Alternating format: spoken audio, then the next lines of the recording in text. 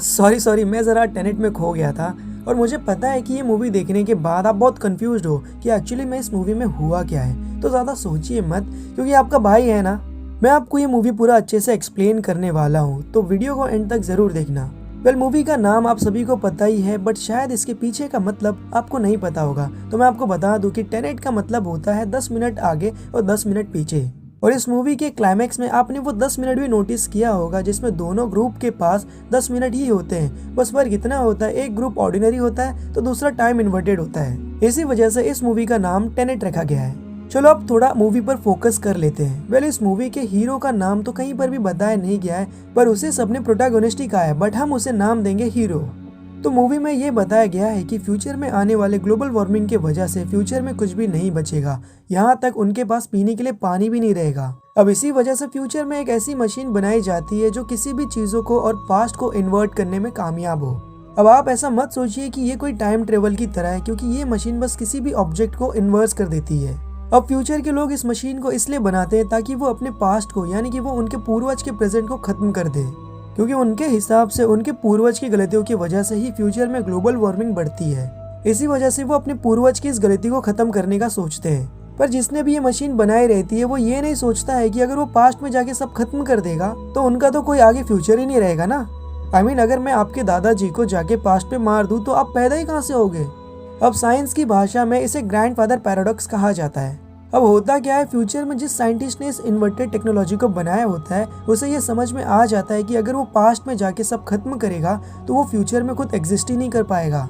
तो वो क्या करता है, इस टेक्नोलॉजी को, जिसे एल्गोरिदम भी कहते हैं, उसे फिजिकली फॉर्म में बदलकर उसके 9 पार्ट्स कर देता है और पास्ट में जाके अलग अलग जगह पर उन्हें दफन कर देता है, ताकि फ्यूचर में इन्हें कोई भी यूज न कर पाए। और वो अपने आप को भी मार देता है ताकि वो एक और एल्गोरिदम ना बना पाए। पर अब यहाँ क्या होता है, उस साइंटिस्ट के बाकी के पार्टनर्स को ये बात समझ में आ जाती है कि जिसने इसे बनाया है उसने इसे छुपा दिया है, इसलिए वो पास्ट में जाके सेटर को हायर करते हैं और वो उसे गोल्ड्स और इंस्ट्रक्शन देकर ये कहते हैं कि इस एल्गोरिदम के पूरे 9 पार्ट्स को ढूंढो और उसे असेंबल करके एक जगह पर दफन कर दो, ताकि फ्यूचर के लोगों को ये मिल पाए और वो इसके हेल्प से पास्ट को नष्ट करके अपने फ्यूचर को नष्ट होने से बचा पाए। और सीटर ये काम करने में ऑलमोस्ट सक्सेसफुल भी हो जाता है, क्योंकि वो दुनिया को खत्म करने का एक दिन भी तय करके बैठा हुआ रहता है। और वो दिन तब होता है जब सीटर की मौत हो जाएगी, क्योंकि ये बात तो हम सभी को पता है कि सीटर को कैंसर होता है। तो अब उसके हिसाब से अगर दुनिया उसकी नहीं तो किसी की भी नहीं हो सकती है, इसलिए वो अपने मरने के दिन पर ही दुनिया को भी खत्म करने का तय किया होता है। पर हर कहानी में विलन का प्लान फ्लॉप करने के लिए हीरो भी जरूर होता है, और इसमें भी हमारा हीरो यानी कि प्रोटैगनिस्ट अपने टेनेट ग्रुप के साथ उसे ये करने से रोकता है और वो सब इस प्लान में सक्सेसफुल भी हो जाते हैं। और फिर आता है वो एंडिंग जिसे देखने के बाद सब कंफ्यूज हो जाते हैं। जैसा कि आपको पता है कि जब हमारा हीरो और हमारा ये भाई एल्गोरिदम के पास होते हैं तो वो एक केज के बाहर होते हैं जहाँ पर विलन अपने हीरो से बात कर रहा होता है, और हमारा हीरो कोई रास्ता ढूंढ रहा होता है उसके अंदर जाने का, पर उसे वो कहीं पर भी नहीं मिलता है। फिर ये जो अंदर वाला हमारा भाई है ना, ये इनकी हेल्प करता है इस केज के लॉक को खोलने को। अब जैसा कि आप देख सकते हो कि नोलन भाई साहब ने यहाँ पर इस बैग पर अच्छे से फोकस किया है, यानी कि वो हमें ये कीचेन दिखाना चाह रहे हैं, क्योंकि मूवी के शुरुआत में भी ये कीचेन वाला बंदा हमारे हीरो को ओपेरा में हुए अटैक से बचाता है।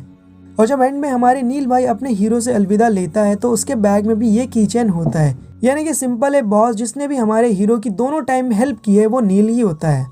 अब एंडिंग में जब दोनों की बात होती है तो नील खुद कहता है कि आपने मुझे इस मिशन में शामिल किया है, क्योंकि ये तो हम सभी को पता है कि नील हमारे हीरो से ज्यादा इस मिशन के बारे में अच्छे से जानता था। अब आपको पता है कि ये नील है कौन? ये है कैथरीन का बेटा मैक्स। अब कमेंट में गालियां मत देना, पहले आप मेरी पूरी बात सुन लो।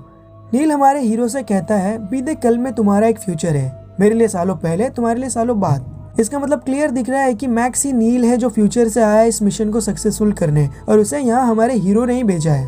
अब इसके आगे हमारा हीरो कहता है, तुम मुझे काफी सालों से जानते हो, जिस पर नील कहता है कि मेरे लिए ये एक खूबसूरत दोस्ती का अंत है। और तभी हमारा हीरो कहता है कि मेरे लिए शुरुआत है, यानी कि नील की मौत हो जाएगी ये तो तय है, और हमारा हीरो अब मैक्स और केट के साथ रहेगा और वो मैक्स को इस मिशन के लिए ट्रेन भी करेगा, ताकि फ्यूचर में मैक्स नील बन के पास्ट में जाकर इस मिशन को सक्सेसफुल होने में हेल्प करे। अब मैक्स का नाम मैक्स से नील क्यों हो गया? अगर आप गूगल पर सर्च करोगे मैक्स नाम वालों का पूरा नाम क्या होता है तो ज्यादातर आपको मैक्सिमिलियन ही देखने को मिलेगा। अब अगर आप इसके लास्ट के 4 वर्ड्स को लोगे और उसे उल्टा कर दोगे तो ये बन जाएगा नील। इसी वजह से मैक्स ने अपना नाम नील बताया है। अगर आप अब भी कंफ्यूज हो तो मैं इसे और भी डिटेल्स में बता सकता हूँ, मगर किसी और वीडियो में। अगर आप उसे देखना चाहते हो हमें कमेंट में ज़रूर बताना। अब नेक्स्ट फ्रेम में क्या होता है, हमारा हीरो मैक्स के स्कूल के बाहर नजर आता है जहाँ वो प्रिया को मार देता है और वो कहता है कि मैं ही नायक हूँ। यानी कि आने वाले साल में हमारे हीरो ने इस टेनेट नाम के ऑर्गेनाइजेशन को ओपन किया है और इसी ने इस मिशन को पूरा सेट भी किया है। अब अगर क्रिस्टोफर नोलन सर इसका एक और पार्ट लाएं तो शायद हमें इसके आगे की स्टोरी भी जानने को मिलेगी, बट मेरे हिसाब से तो ऐसा कुछ भी नहीं होने वाला है क्योंकि उनकी हर मूवी में ऐसा ही कुछ होता है।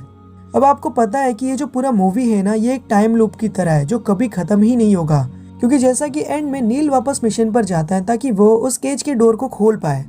अब यहाँ जो हमारा हीरो है ना, वो अपने प्रेजेंट में ही जिएगा और टेनेट ऑर्गेनाइजेशन की आगे शुरुआत करेगा। अब आगे सेम ऐसा ही होगा, वो मैक्स को ट्रेन करेगा और मैक्स से नील बन के पास्ट में जाएगा और इस मिशन पर अपना कैरेक्टर प्ले करेगा और एंड में वापस वही होगा, हमारा हीरो सेम क्वेश्चन पूछेगा और नील सेम आंसर देगा और ये सब फिर से ऐसे ही कंटिन्यू होता जाएगा जिसका कोई भी अंत नहीं होगा।